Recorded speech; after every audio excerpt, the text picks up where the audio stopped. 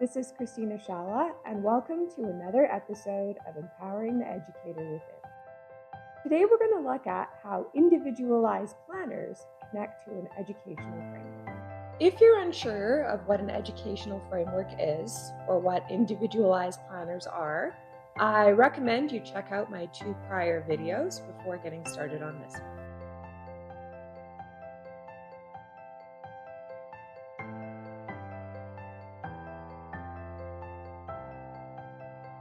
Before being able to connect an educational framework with individualized planners, a school needs to be very clear about its vision and what its core goal is.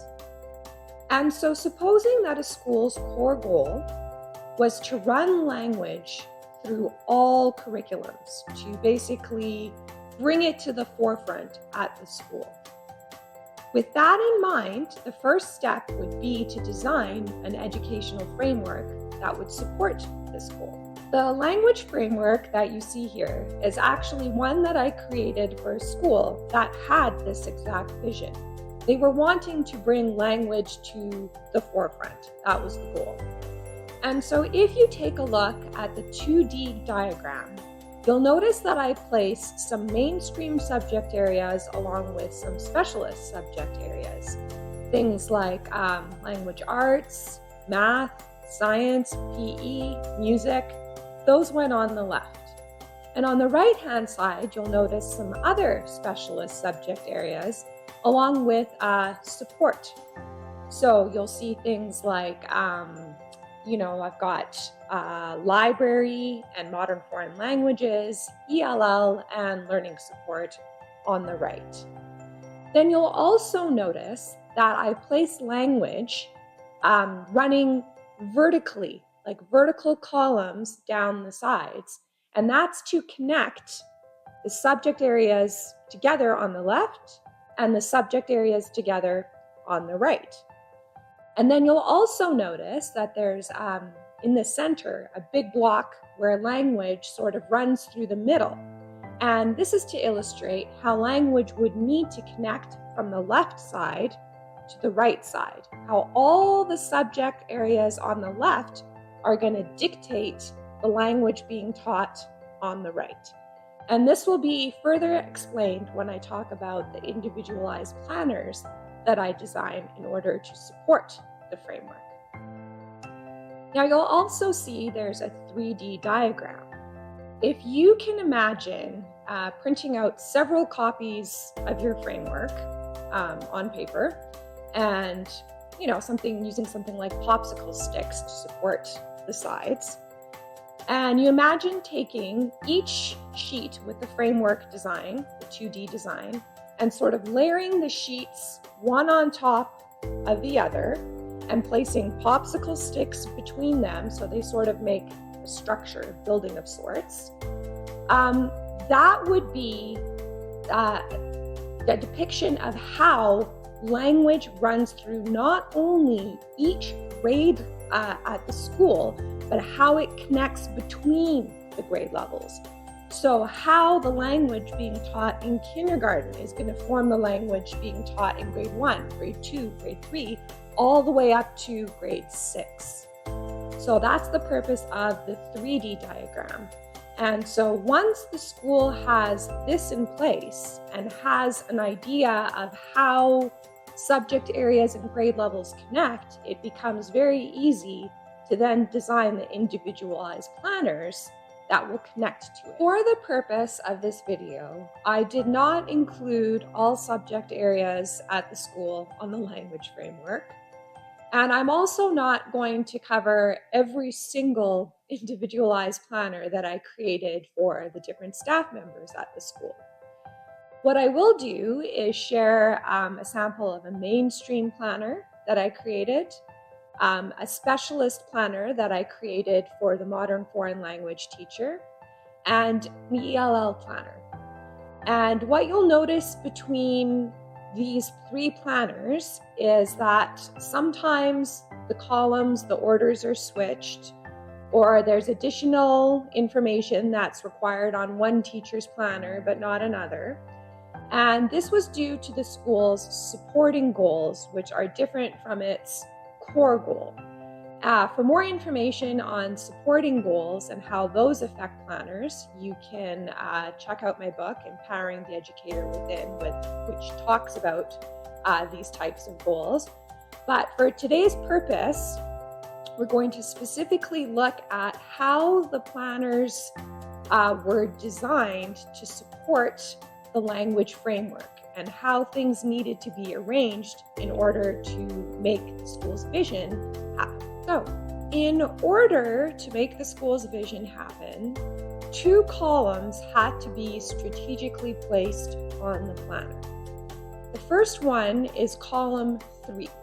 If you take a look at column 3, it says Cambridge English Objectives. This is because the school was an IPC school and it was using the Cambridge curriculum for English and math. So what you'll notice in column 3 is you've got a column where teachers need to place language arts or English objectives. And if you were to take a look at the first column, column number 1, you'll notice that it lists subject areas like social studies, science. If you can imagine it continuing further, you'd also see math, etc.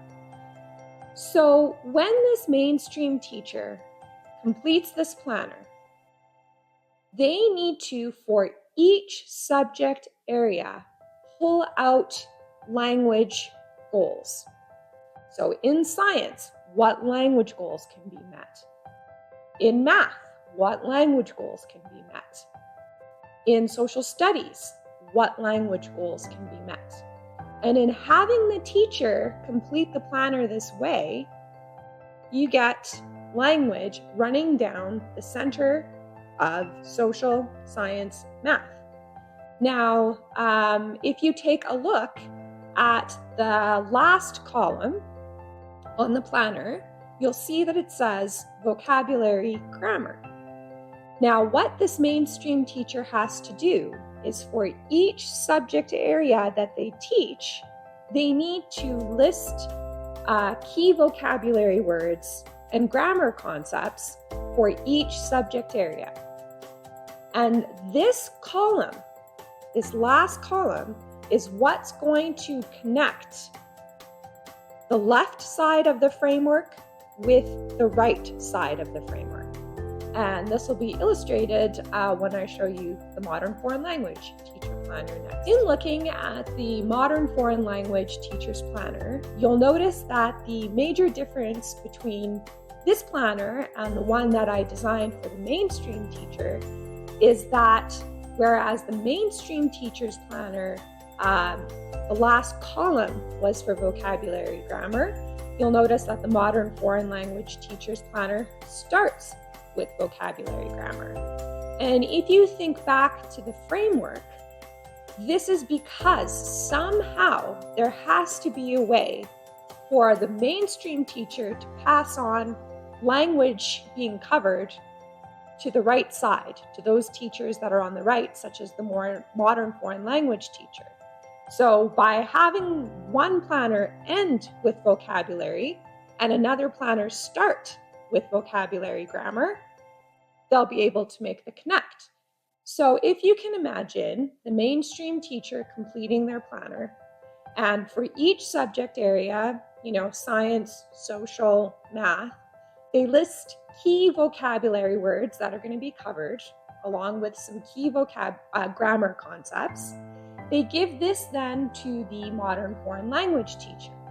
Now, the Modern Foreign Language teacher is free to select which of the subject areas they wish to connect to. So let's say the Modern Foreign Language teacher is like, oh, I see that the mainstream teacher is covering Olympics in social studies. That's great. I could cover sports in my Modern Foreign Language class.